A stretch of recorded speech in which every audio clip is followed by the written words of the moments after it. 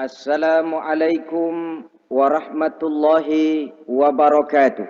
Waalaikumsalam warahmatullahi wabarakatuh. Bismillahirrahmanirrahim. Alhamdulillahi rabbil alamin.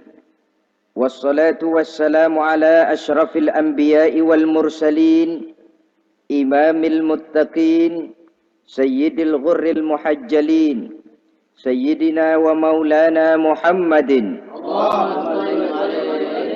wa ala alihi wa ashabihil mujahidin at-tahirin limin rahimakumullah. Kejadian dan keberadaan kita dalam kehidupan di dunia ini merupakan kejadian dan keberadaan yang terima jadi atau terima beres. Artinya tidak seorang pun di antara kita yang dahulunya pernah mesen untuk punya potongan seperti yang sekarang ini, punya warna kulit seperti yang sekarang ini, punya bahasa seperti yang sekarang ini. Seluruhnya kita terima jadi. Oleh karena kita terima jadi, maka Allah tidak menilai manusia dari rupa dan potongannya, tidak juga dari harta bendanya. Bersabda Nabi kita, "Innallaha la yanzuru ila suwarikum wa amwalikum, walakin yanzuru ila qulubikum wa a'malikum." Sesungguhnya Allah Subhanahu wa taala tidak melihat potonganmu, tidak melihat harta bendamu, tetapi yang dilihat dan dinilai oleh Allah Subhanahu wa taala tidak lain adalah hati dan amal perbuatanmu. Kenapa rupa paras yang cantik tidak dijadikan penilaian utama oleh agama? Pertama, karena yang namanya cantik adalah relatif. Tergantung siapa yang memandang.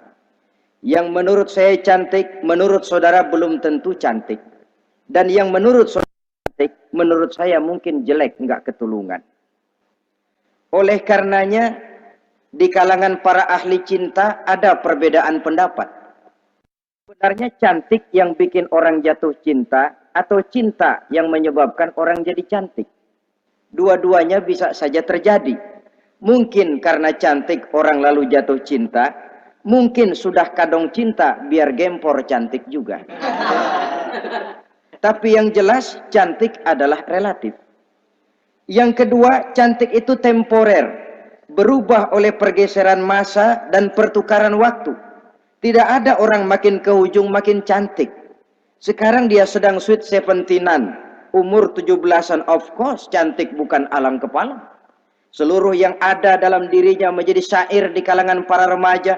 Rambutnya katanya ikal berderai, pipinya bak pauh dilayang, lalu janggutnya katanya macam lebah bergantung, alisnya macam semut beriring.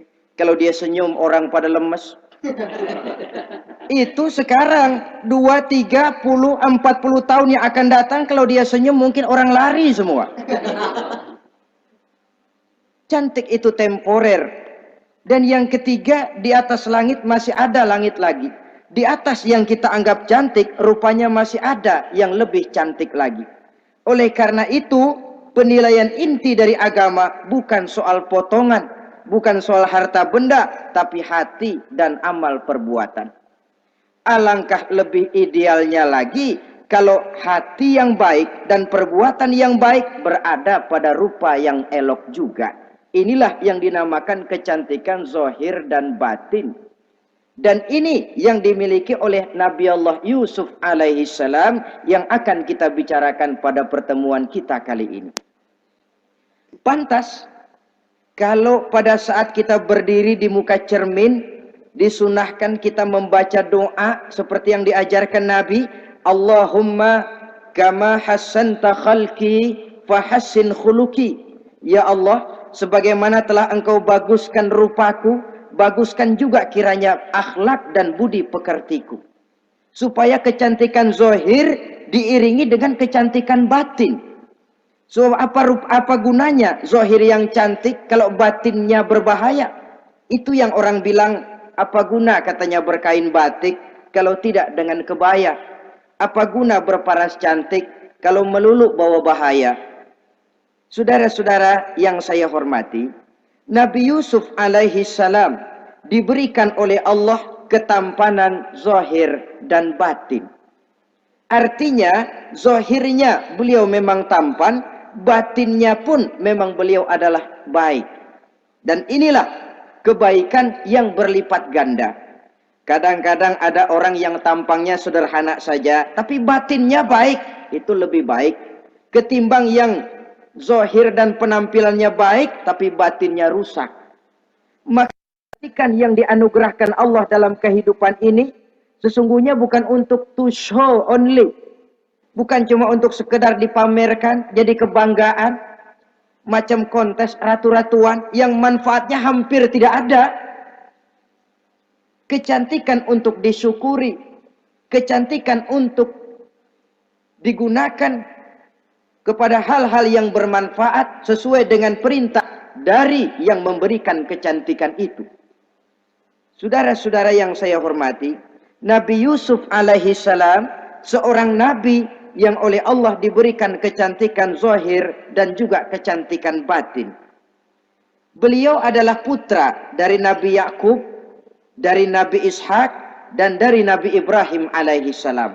Artinya, ayah beliau bernama Nabi Yakub, kakeknya adalah Nabi Ishak, dan datuknya adalah Nabi Ibrahim alaihi salam. Ia bersaudara sebanyak 11 orang. Dari orang saudaranya ini hanya satu yang seibu sebapak, yaitu Benyamin. Sedangkan yang lain adalah saudara dari lain ibu. Nah, sejak kecil Nabi Yusuf ini sudah memperlihatkan tanda-tanda bahwa di kelak kemudian hari dia akan tumbuh menjadi seorang besar. Sebab itu wajar kalau ayahnya memberikan perlakuan yang agak istimewa kepada Nabi Yusuf. Dan ini tentu memancing sifat iri dari saudara-saudaranya yang lain. Apalagi pada satu malam Nabi Yusuf di kala remaja itu pernah mimpi. Mimpi ini beliau ceritakan kepada ayahnya. Kata beliau, "Ya abati, inni ra'aitu ahada asyara kawkaba wasyamsa wal qamara ra'aituhum li sajidin." Jadi satu hari Nabi Yusuf cerita kepada ayahnya, "Ayah, saya mimpi." Mimpi apa Yusuf? "Saya melihat dalam tidur saya ada 11 bintang, lalu matahari dan bulan. Saya lihat seluruhnya sujud kepada saya." Ayahnya mendengar mimpi ini, mengerti takwil. Lalu pesan kepada Nabi Yusuf, "Yusuf, mimpi ini jangan kau ceritakan kepada saudara-saudaramu. Mereka sudah punya pandangan yang tidak baik kepada dirimu. Kalau ini kau ceritakan, mungkin akan membahayakan bagi dirimu." Sebab rupanya saudara-saudaranya yang lain ini iri hati kepada Nabi Yusuf yang memiliki keistimewaan dan mendapat perhatian istimewa juga dari orang tuanya. Saudara, kita tahu ini sesuatu yang wajar dalam kehidupan. Pepatah bilang, likulli zi ni'matin mahsudun. Tiap kali kita mendapat suatu nikmat, bakal ada orang yang hasud, iri hati, dengki. Itu watak kehidupan. Kalau kita jatuh miskin, orang tepuk tangan. Kalau kita jadi kaya, orang tanya berdukun kemana. Wajar saja, likulli zi ni'matin mahsudun. Tiap kali kita mendapat suatu nikmat, tentu ada yang hasud, ada yang iri, ada yang tidak senang. Begitu juga halnya dengan saudara-saudara Nabi Yusuf alaihi salam.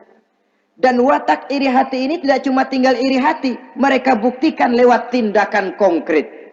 Suatu hari mereka musyawarah, saudara-saudara yang iri ini. Saudara-saudara, bapak kita nggak adil. Masa Yusuf mendapat perlakuan istimewa? Wa nahnu usbah, sedangkan kita ini golongan yang lebih besar.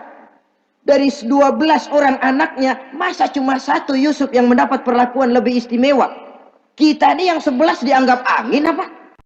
Nggak adil abah kita ini. Iya, tapi caranya bagaimana? Apa kita omelin bapak? Jangan. Habis Yusuf singkirin. Kalau Yusuf nggak ada, kan anaknya tinggal kita. Praktis perhatiannya seluruhnya akan tercurah kepada kita.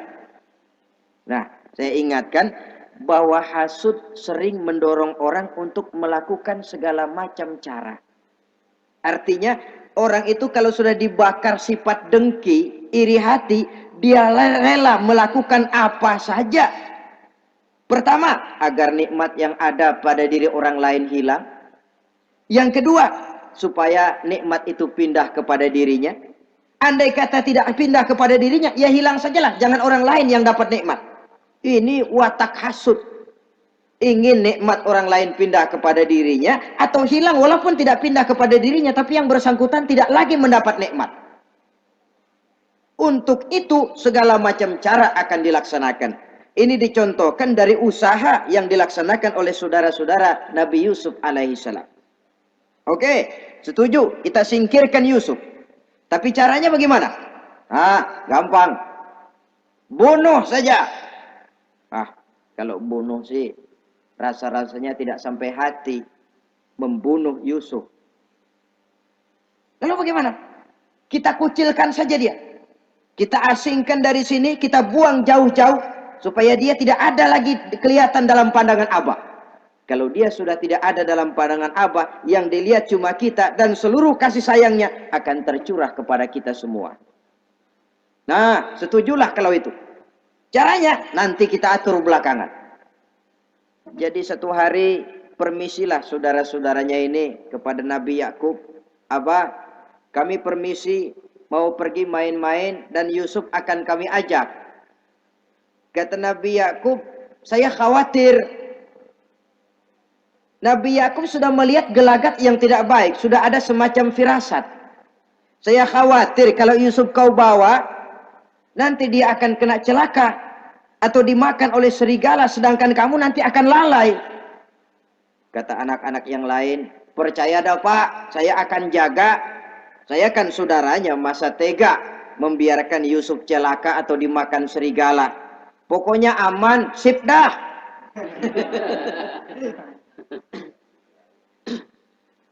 Akhirnya Nabi Yakub mengizinkan. Pergilah 12 bersaudara ini pergi bermain-main. Mula-mula berkejar-kejaran, Yusuf ikut main kejar-kejaran. Lantas buka baju, Yusuf ikut buka baju. Sampai ketika tiba di tepian sebuah sumur tua, rencana yang sudah disepakati itu dilaksanakan. Nabi Yusuf diangkat beramai-ramai, digotong, lalu dimasukkan, diceburkan ke dalam sumur mati itu. Kemudian baju Nabi Yusuf itu mereka basahi dengan darah kambing. Setelah itu mereka pun pulang menemui Nabi Yakub alaihi salam dengan rasa sedih yang dibikin-bikin. Ini penyakit hasud. Jadi kalau orang hasud kepada kita, begitu kita mendapat kesulitan, dia datang dengan air mata buaya. Belagak sedih, belagak ikut berduka cita, padahal sih hatinya sorak. Padahal batinnya girang bukan main. Pak, saya ikut berduka cita, Pak, saya ikut sedih. Padahal hatinya biar mampus loh. Ini yang dilakukan oleh saudara-saudara Nabi Yusuf. Mereka datang dengan air mata berurai, nangis, Abah. Ketika kami sedang main-main, Abah, kami lupa. Kami tinggalkan Yusuf sendirian. Ketika kami balik, kami cuma mendapati bajunya sudah berlumur darah. Barangkali saudara kami Yusuf dimakan oleh serigala. Nabi Yakub tercenung. Ternyata firasatnya adalah benar. Baju Nabi Yusuf itu yang berlumur darah kambing, buatan saudara-saudaranya yang hasud tadi, diciumi dan dipeluk oleh Nabi Yakub. Kepedihan seorang ayah yang ditinggalkan oleh anak tercintanya. Saudara, adapun Nabi Yusuf alaihi salam tercebur di sumur mati itu. Sampai pada satu hari ada khalifah, ada kafilah niaga dari negeri Madian hendak menuju ke negeri Mesir, lewat di tempat itu. Ketika salah seorang mereka bernama Malik bin Dho'ar hendak mengambil air, timba diturunkan ke dalam sumur. Begitu diangkat, ini air kok berat amat. Makin diangkat, makin berat. Sampai di atas bukan air, orang isinya. Ada orang di ember. Dia lihat rupanya sangat tampan, elok, cantik. Ini barangkali anak bangsawan ini. Parasnya begini cantik, begini tampan. Ini kalau dijual di Mesir nanti tentu harganya mahal nih. Order nih, objek. Maka dibawalah Yusuf ini ke negeri Mesir. Setibanya di sana diperjualbelikan sebagai budak belian. Nah, nasib baik rupanya Yusuf ini ketika terjadi pelelangan dibeli oleh seorang pembesar istana, seorang menteri yang bernama Kitfir. Kitfir melihat, ini cantik anak remaja ini. Tampangnya elok, parasnya indah, kelihatannya budi pekertinya pun halus. Kita ambil saja ini, kata Kitfir kepada istrinya Zulaikha. Kita angkat dia jadi anak, siapa tahu nanti dia memberikan manfaat yang besar bagi kita. Baiklah, baiklah. Dan sejak saat itu, Yusuf dipelihara di rumah Kitfir dalam istana yang tinggal bersama istrinya Zulaikha. Menurut satu riwayat, 10 tahun lamanya Nabi Yusuf tinggal di tempat Kitfir. Dan selama 10 tahun itu tentu terjadi perkembangan baik jasmaninya maupun rohaninya. Dari anak-anak ia berubah menjadi remaja, lalu meningkat ke arah dewasa. Makin matang kedewasaannya, makin tampan dan elok parasnya, makin cantik budi pekertinya, ditempa oleh watak kenabian yang disiapkan oleh Allah Subhanahu wa taala. Sehingga tidak heran ketampanan Nabi Yusuf ini lalu jadi buah bibir di kalangan istana. Tidak cuma anak perempuan bangsawan, tidak cuma istri para penguasa, sampai kepada kelompok orang awam selalu berandai-andai, kalau saja andai kata umpama saya bisa berdampingan dengan Yusuf, kalau saja, kata-kata kalau saja ini keluar dari perempuan-perempuan yang melihat Yusuf alaihissalam. Dan yang unik, kecantikan Nabi Yusuf itu, kalau dia berdampingan dengan orang yang jelek, si jelek ini ikut sedikit cantik. Biasanya kan kalau ada orang ganteng duduk berdampingan sama orang jelek, ganteng makin kelihatan kegantengannya, yang jelek makin demek. Itu biasanya. Tapi kecantikan Nabi Yusuf ini tidak mengangkat orang lain. Nah, rupanya yang tertarik kepada ketampanan Nabi Yusuf ini tidak cuma perempuan-perempuan lain, juga termasuk Siti Zulaikha, istri daripada Kitfir, yang merupakan ibu angkatnya. Kalau pada mulanya Zulaikha merawat Nabi Yusuf sejak kecil dengan harapan nanti akan membawa manfaat, setelah dilihatnya makin lama makin tampan, makin lama makin cantik, makin lama makin rupawan, berubah rupanya rasa kasih sayang seorang ibu menjadi kasih sayang seorang perempuan kepada laki-laki.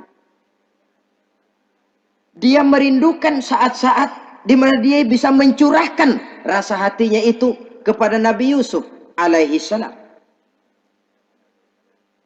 Hampir-hampir nyaris Zulaikha ini, kalau istilah anak muda barangkali, siang jadi kenangan, malam jadi impian. Kemanapun dia pergi, bayangan Yusuf juga yang selalu menggodanya. Selalu ditunggunya saat-saat yang mungkin untuk dia bisa menyampaikan hasrat hatinya kepada Nabi Yusuf alaihi salam. Dan saat itu pun datang. Satu hari Kitfir harus menghadiri persidangan negara. Rumah besarnya lenggang, para pembantu kebetulan tidak seorang pun ada di dalam. Inilah saat yang ditunggu-tunggu oleh Zulaikha. Keluarlah ia dari kamarnya dengan pakaian yang tipis sewarna dengan warna kulitnya, sehingga pakaian dalamnya nyaris tembus. dengan langkah yang diatur sedemikian rupa, memancing rangsangan, ia datang menghampiri Yusuf alaihi salam. Lalu dengan suara lemas memelas, ia pun memanggil Yusuf. Ada apa tuanku? Sini yang. Kalau bahasa kita.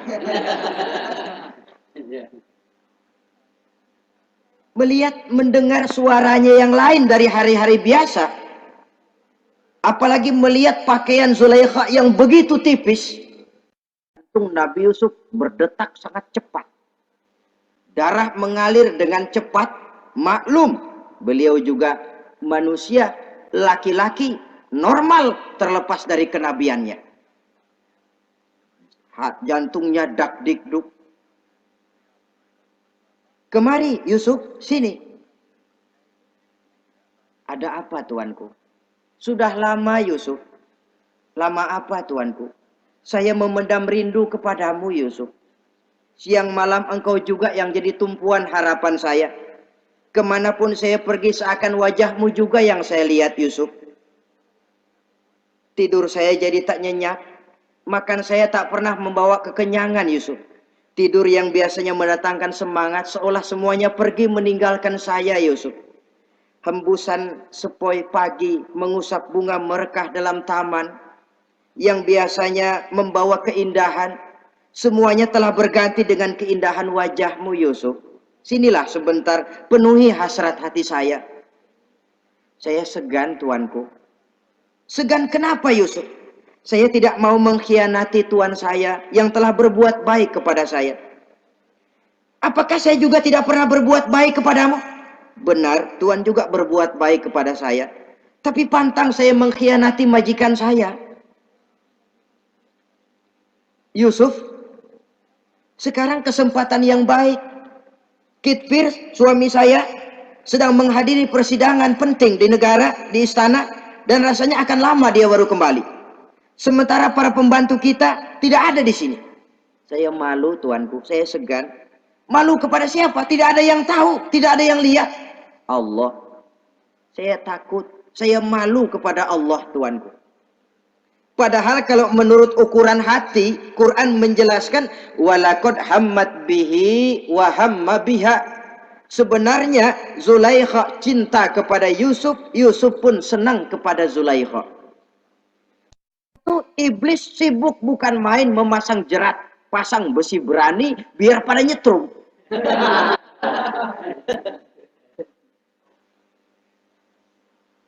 Zulaikha senang Yusuf, Yusuf sebenarnya pun secara manusiawi menyenangi Zulaikha. Walaula an ra'a burhana rabbih.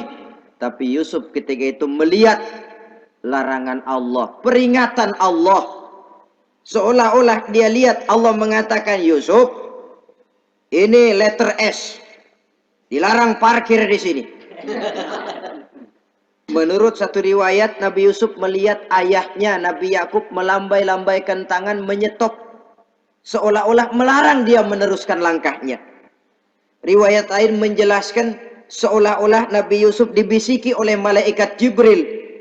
Yusuf, kalau kamu kalah sekarang, kamu sama saja gajah kemasukan semut di kupingnya terus mati. Tapi kalau kamu menang, kamu adalah gajah yang tidak terkalahkan. Ada semut mati oleh, ada gajah mati oleh semut. Alangkah memalukan. Binatang yang begitu besar jatuh hanya oleh binatang yang begitu kecil. Artinya apa? Kau akan jadi orang besar Yusuf. Apakah harus gagal dan jatuh cuma karena bujuk rayu seorang perempuan macam ini? Satu riwayat menjelaskan semacam itu. Sehingga mantap Yusuf, maaf tuanku, saya malu kepada manusia, saya malu kepada majikan, tapi saya lebih malu lagi kepada Allah. Saat ini majikan tidak tahu, orang seorang pun tidak ada yang lihat, tapi Allah pasti lihat. Itu yang saya malu. Ah Yusuf, jangan sok kalem. Mumpung situasi mengizinkan, mubazir nih. Zulaikha pun berangkat pergi ke tempat pembaringan, ke tempat tidur. Lalu dengan pose yang merangsang, aduhai, melambai-lambaikan tangannya, hai tanak, Yusuf sini, Yusuf kemari. Nabi Yusuf dipelihara oleh Allah. Ketika Nabi Yusuf tetap menampakkan keengganannya, Zulaikha jadi berang. Ya namanya istri pembesar ditolak oleh anak muda yang menurut penilaian dia nggak ada apa-apanya. Lu kan kecemplung di sumur, gua pungutin. Cuma sekedar segini aja nggak mau nurutin, kebangetan amat. Bukan Zulaikha kalau nggak nekat. Dia bangun dari pembaringannya, gemes, dia hampiri Yusuf. Kalau cara kita diunyeng Yusuf itu. Dipaksa Nabi Yusuf berlari ke arah pintu, ditarik bajunya dari belakang oleh Zulaikha, sobek belakang bajunya ini. Begitu baju sobek, pintu terbuka, Kitfir suami Zulaikha datang. Orang Arab bilang yumsak mablul, ketangkep basah. Ketangkep basah. Merah padam muka Zulaikha, sementara Kitfir pun matanya merah. Tapi Nabi Yusuf tenang-tenang saja. Ya wong nggak salah. Tenang-tenang saja Nabi Yusuf. Bukan tenang karena pengalaman, tenang karena memang tidak berbuat yang negatif. Kadang-kadang ada juga yang tenang tapi pengalaman. Oh, buaya itu. Sudah ketahuan kepentok, ketangkep hansip, anteng aja. Itu bukan nggak salah, badak. Nabi Yusuf tenang karena memang tidak berbuat salah apapun. Nabi Yusuf tenang karena yakin dirinya benar. Sehingga mantap menghadapi kedatangan Kitfir yang sangat tiba-tiba itu. Adapun Zulaikha, ketika melihat suaminya berdiri di muka pintu, cepat-cepat dia berubah siasat. Inilah salah satu kelihayan makhluk bernama perempuan. Dia pandai bersalin rupa, dia pandai bermain minyak di atas air. Melihat suaminya datang, roman mukanya pun menjadi sedih, air mata berurai membasahi pipi. Papa, katanya. Apa balasan bagi orang yang mau menistakan istri papa? Maksudmu apa, Zulaikha? Yusuf gile. Dia mencari kesempatan dalam kesempitan. Dia mau menodai kehormatan saya. Dia hendak memperkosa saya. Kata Nabi Yusuf, bukan saya, Tuan. Saya enggak. Yang benar Yusuf, enggak. Zulaikha yang memaksa saya. Betul Zulaikha, tidak. Yusuf yang memaksa saya. Sampai akhirnya salah seorang dari isi rumah itu memberikan jalan keluar. Tuan Kitfir, begini saja. Sulit memang untuk dilacak kebenarannya. Cuma periksa saja baju Yusuf.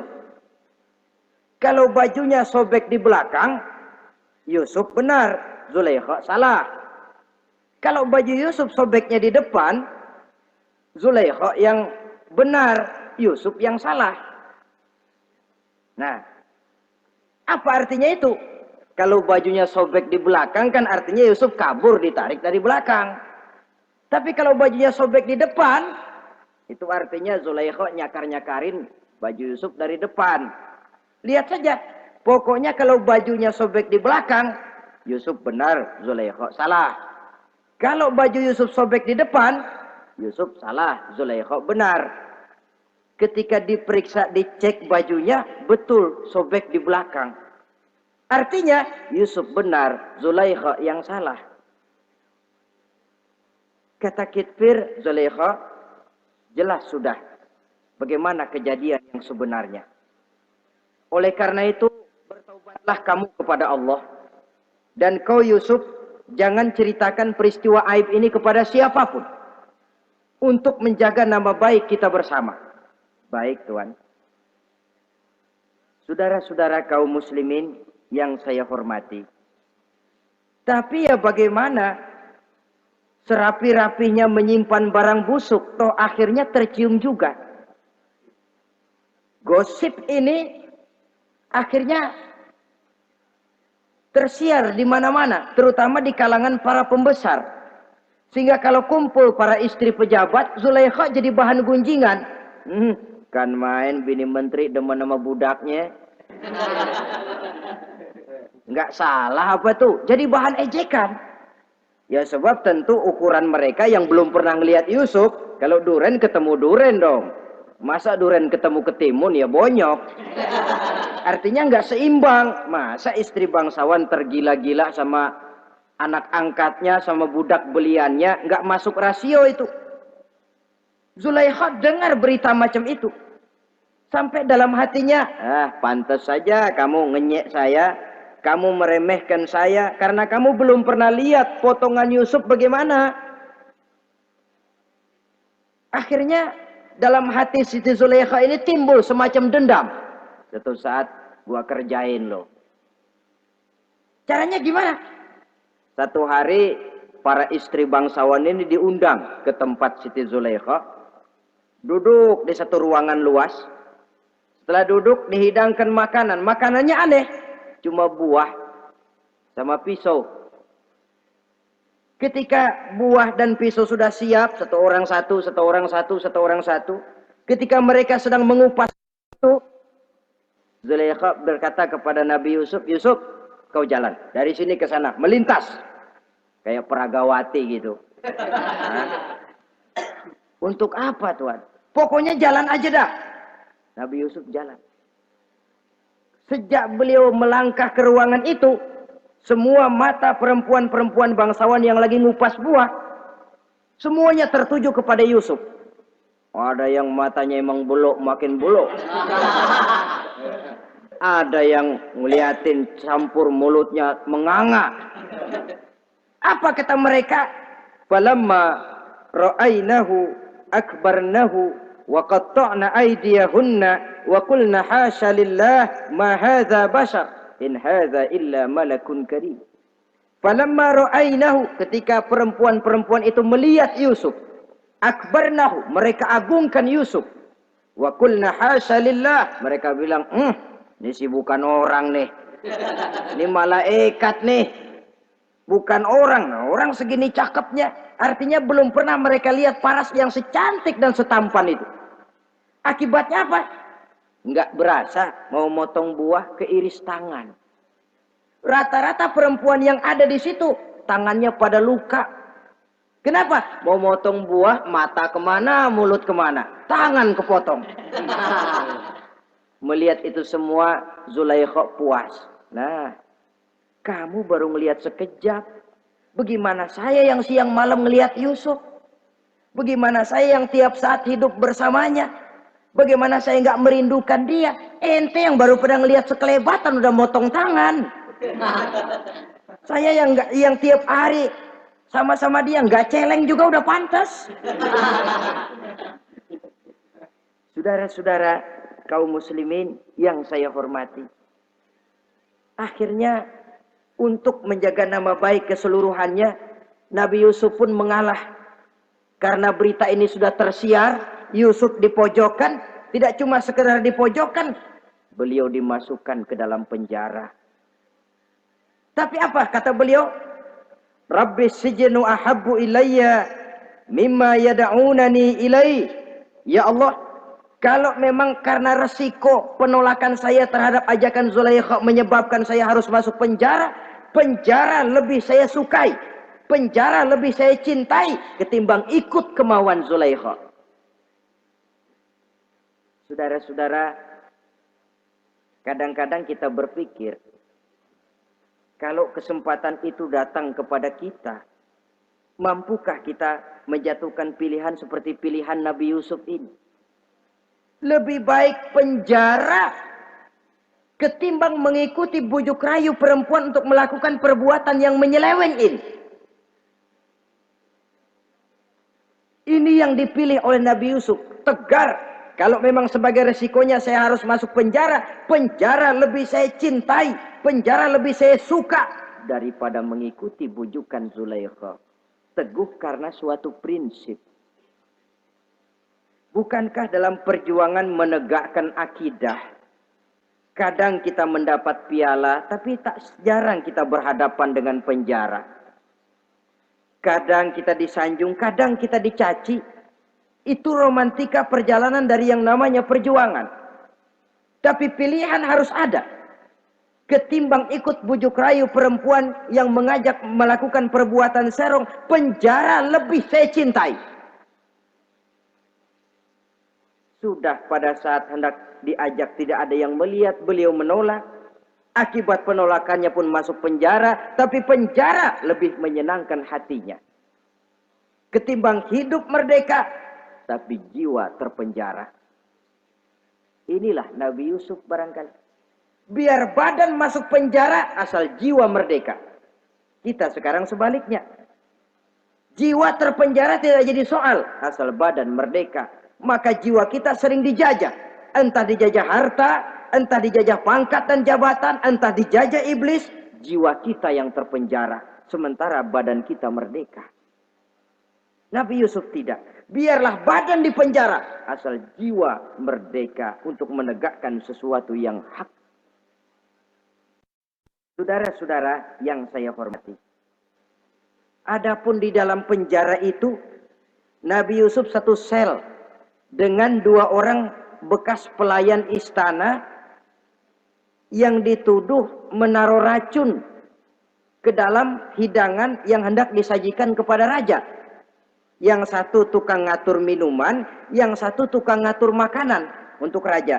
Siapa yang naruh racun nggak jelas, tapi dua-duanya ditahan.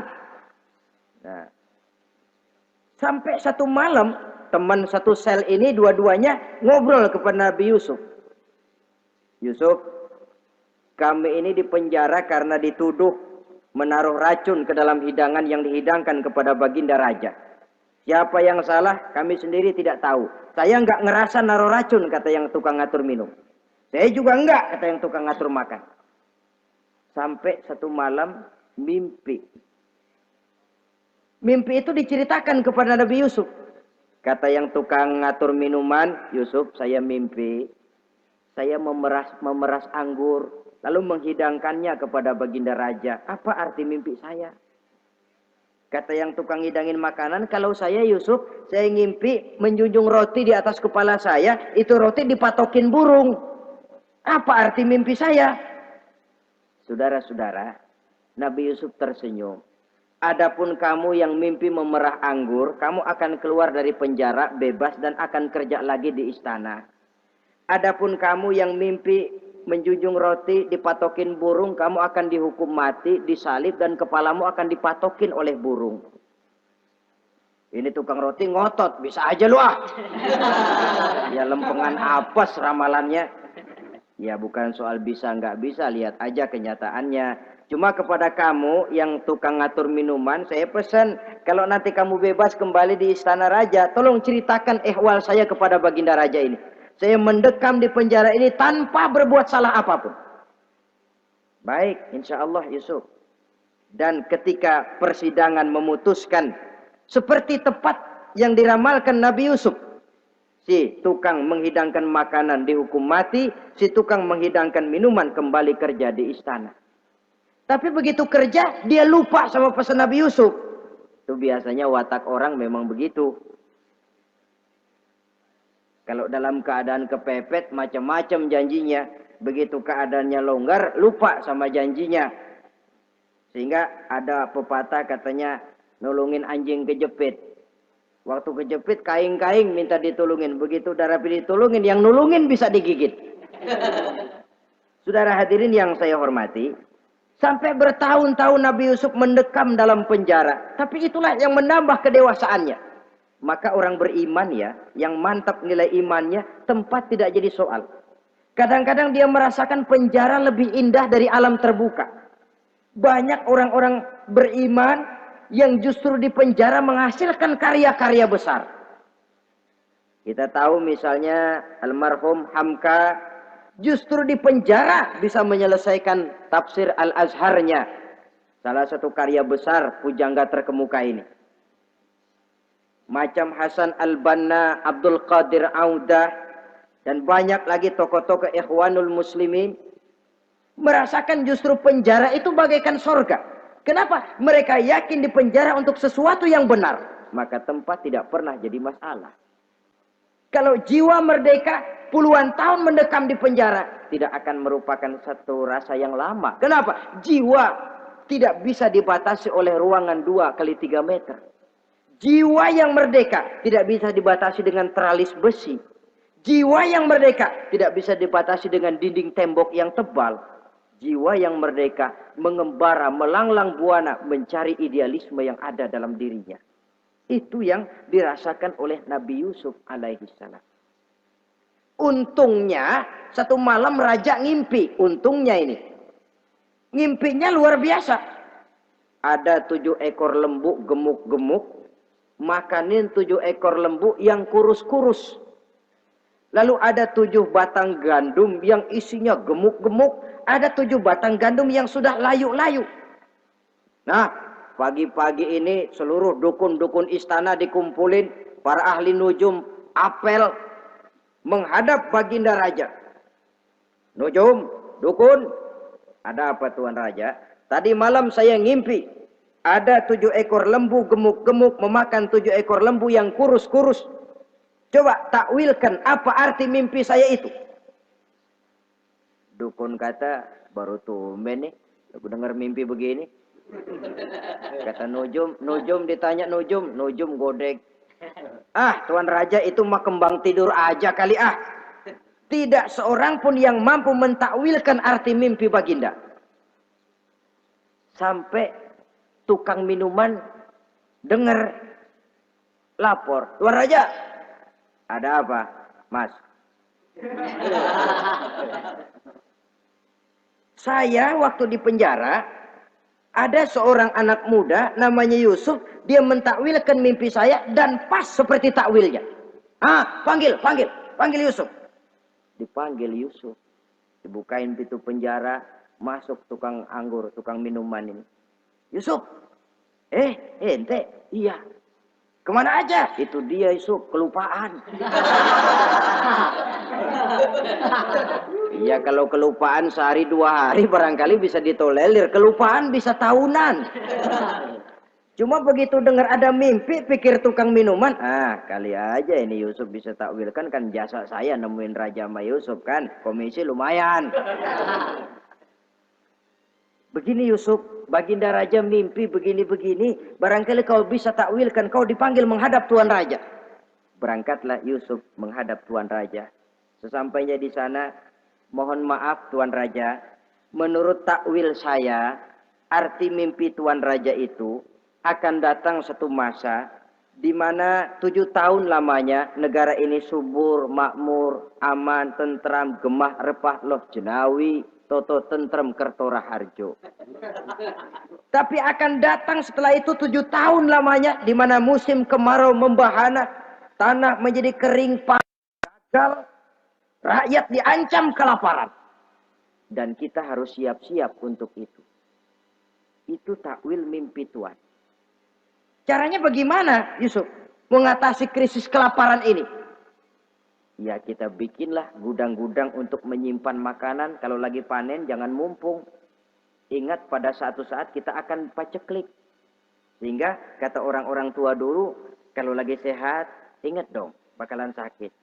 Kalau lagi kaya, ingat dong bakalan miskin. Semuanya itu milik daripada kehidupan. Tidak ada orang yang ketawa terus dalam hidup. Tidak ada orang yang nangis terus. Semuanya silih berganti, datang pergi, patah tumbuh, hilang berganti. Dunia hari ini bikin kita ketawa, besok dia buat kita menangis. Hari ini dibuatnya kita senyum, besok dibuatnya kita berurai air mata. Hari ini dijadikannya kita kaya, besok dijadikannya kita kere. Pantas kalau orang bilang, wamal hayatud dunya, Allah mengatakan wamal hayatud dunya illa lahun wa la'ib. Hidup dunia ini cuma sandiwara. Tiap kita sekarang sedang memegang peranan. Ketika memegang peranan, ya jadi orang kaya peranan, jadi kiai peranan, jadi jenderal peranan. Sama saja dengan wayang golek. Gatot Kaca yang bertulang kawat berotot baja, punya ajian beraja musti, gagah perkasa, bisa terbang di angkasa. Hebat, perkasa Gatot Kaca. Kapan? Waktu dipegang dalang. Betul apa benar? Gagahnya Gatot Kaca, sakti mandragunanya sang Gatot Kaca. Kapan itu? Waktu dipegang dalang. Begitu peranannya selesai, sama dalang dimasukin ke kotak, diem aja Gatot Kaca. Terbang kek? Enggak, diem aja. Begitulah kehidupan ini. Gagah kita menyandang bintang 4 di pundak. Gagah kita membawa harta yang banyak. Gagah kita membawa jabatan ini dan itu. Waktu oleh sang sutradara dimasukkan ke dalam lubang yang luasnya tidak lebih 1 kali 2 meter. Enggak bekutik. Enggak ada yang lawan. Jenderal yang berbintang 4 dilonjorin, dia yang lihat anteng aja. Habis peranan sudah sampai di situ. So itu wajar. Kata Nabi Yusuf, kalau lagi panen, ingat pada suatu saat kita akan paceklik. Jangan giliran panen, panen besar. Di daerah-daerah kita lihat, sudah panen pesta pora. Bukan bersyukur kepada Allah. Tapi kegembiraan itu diwujudkan dalam bentuk lain. Tontonan yang membuat lupa diri, bermabuk-mabukan. Sehingga kadang-kadang kalau di daerah itu katanya kalau musim panen, musim kawin. Musim paceklik, musim cerai. Saudara-saudara kaum muslimin yang saya hormati. Karena itu dalam satu hadis Nabi ingatkan, ta'arraf ilallah firraha ya'rifka fisyiddah. Ingatlah kepada Allah di waktu kamu senang, supaya Allah ingat kepadamu waktu kamu susah. Kalau waktu senang kita lupa kepada Allah, ya wajar. Kalau waktu susah Allah juga lupain kita. Dalam terjemahannya dengan kehidupan beragama, wa man a'rada an zikri fa inna lahu ma'isyatan dhanka wa nahsyuruhu yaumal qiyamati a'ma. Siapa yang berpaling daripada peringatanku, kata Allah, aku akan berikan dia penghidupan dan kehidupan yang sempit. Sempit itu apa lalu tidak punya duit? Punya duit. Apa tidak punya harta? Banyak harta. Tapi banyaknya harta, tumpukan duit tidak membuat hatinya makin luas. Tidak membuat hidupnya makin lapang. Sempit, sempit, dan sempit. Itu azab. Yang paling celaka, wa nahsyuruhu yaumal qiyamati a'ma. Di akhirat kami kumpulkan dia bersama orang-orang buta. Allahu Akbar. Di padang mahsyar, dikala orang sibuk, pusing dengan urusan masing-masing, buta lagi. Yang enggak buta aja pusing. Mereka teriak-teriak, qala rabbi lima hasyartani a'ma wa qad kuntu basira. Ya Allah, kenapa kami buta padahal waktu di dunia kami melihat? Allah jawabnya enak aja. Kadzalika atatka ayatuna fanasitaha wa kadzalikal yauma tunsa. Rasain dulu. Dulu waktu di dunia datang peringatanku pada belaga pilon, kamu lupakan, sekarang juga pantas kamu dilupakan. Waktu susah kamu lupa, waktu senang kamu lupa Allah. Waktu susah juga pantas kamu dilupakan Allah. Waktu di dunia kau berpaling dari peringatan Allah. Kalau sekarang Allah berpaling kepadamu juga adil.